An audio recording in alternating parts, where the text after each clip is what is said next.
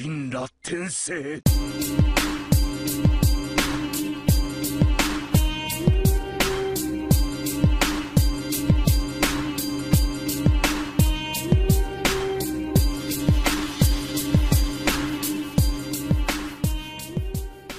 Yo, what is up guys, it is the Mist again, back again for another video, and today I wanted to discuss the possibility of Boruto going rogue, as it kinda looks as if it is essentially confirmed as of right now. There has been so much hinting and foreshadowing, and we're so early in the story, yet it seems like it's inevitable.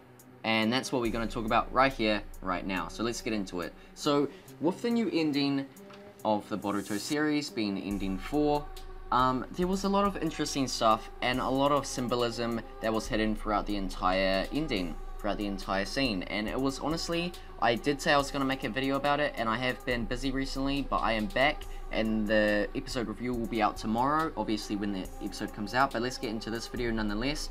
So, within this ending, by the way, I just wanted to say the ending was great. I did not even expect it to come out, or any ending, or anything to come out, but the ending, like I said, was filled with symbolism. Some scenes are obviously like Sumire walking through the rain. Obviously, I feel like that kind of symbolizes something, it's something tragic happening to her character, possibly some type of new character revelation happening with her within the forthcoming episodes. Obviously, I feel like that has to do with her not partaking within the tuning exams, so there's going to be a character arc dedicated to her within the coming episodes, most likely.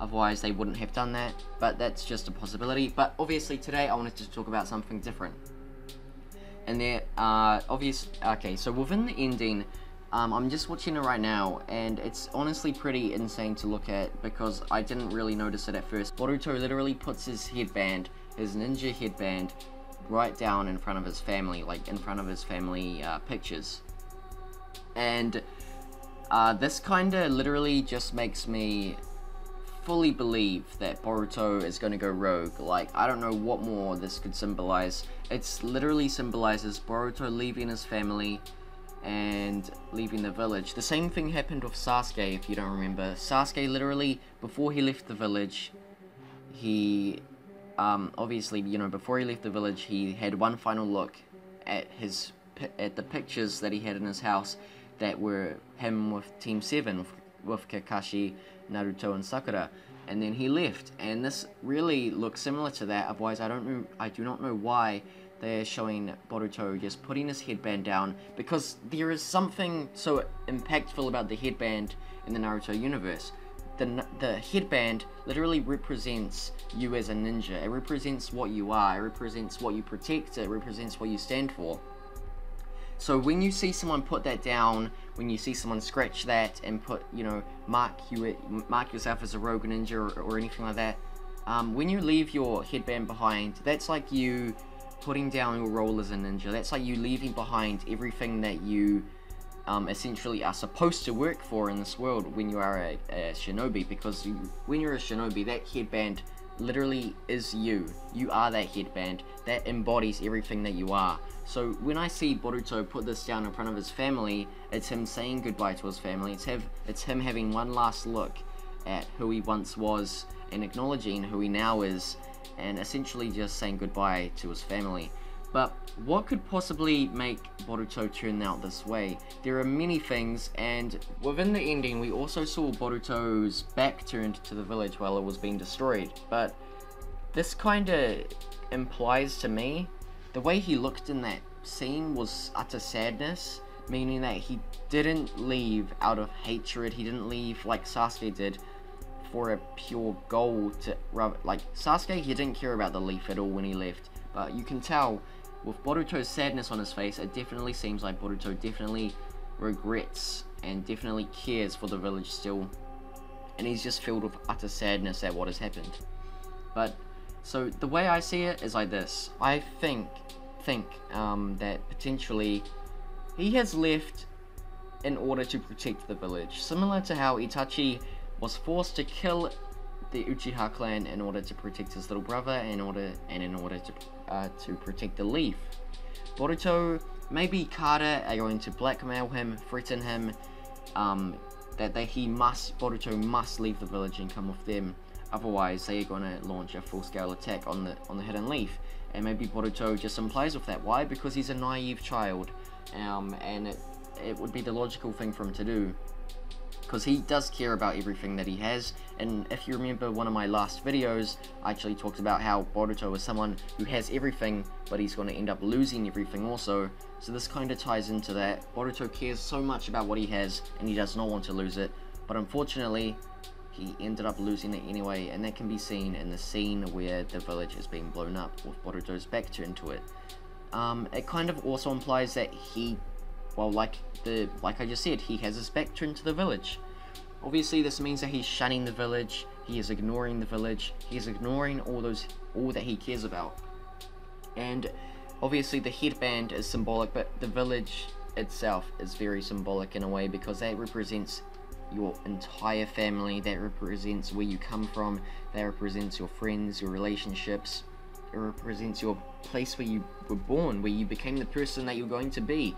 So obviously something significant happens to Boruto within the forthcoming episodes. Do I think it's going to happen this year within the anime? Nope. Maybe next year though, because obviously... Okay, so look at it this way. We've got this ending and it's doing a lot of foreshadowing. However, we have not even gotten into the manga material yet, and we're about to get into the Momoshiki arc, which is going to be absolutely insane. But next year, we will most likely be within the Owl arc, you know, the Carter stuff. Maybe by September, December-ish this year, potentially.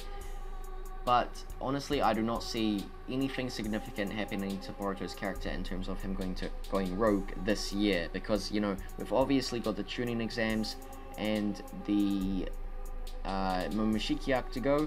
Well, you know, seeing Toneri, Momoshiki, Kinshiki, Yorashiki. It's just going to be really exciting. And then obviously we move on to the manga material. But honestly guys, tell me what you guys think about this headband thing that I'm discussing right now, because like it really looks like Boruto is going to go rogue. The way, just what this headband symbolizes and the way they have portrayed what he's doing, leaving his headband where his memories are, you know, with the portraits of him as with his family. And each of these pictures, also I'm analyzing them right now, it's got him as a child and it's also got Naruto. Now these are all significant because it's obviously Boruto looking back and saying goodbye to him and his former self. It's him saying goodbye to the old Boruto, and it's him saying goodbye to his father also. It could be symbolizing something very significant, and it also symbolizes that he does care about Naruto still, even when he does leave. So it's really, really hard stuff if this turns out to be true, because you know, that'd be a very hard-hitting scene, having Boruto leave the village. It's going to affect many people within the series, and that is going to be something to look forward to. Hopefully we will see next year. Yeah, I was like kind of naive and ignorant to this entire scene. I was like watching, I obviously knew there was foreshadowment within the ending, but I didn't click on this much. But now I think I've elaborated upon his points as well, and I definitely see this, him going rogue. So yeah. Also guys, I would like to give a shout out to someone who left a comment on the craziest Kawaki theory yet video. If you haven't seen that video, the link will be in the description. Go ahead and watch it if you want. But I am going to do a comment of the week starting from now. And this guy left an awesome comment that just made me come up with an entire different theory. So this is what he said, obviously as you can see on screen. I personally think Iwabe will turn evil because Denki gets killed in a mission where his hero, the 7th Hokage, fails to save Denki.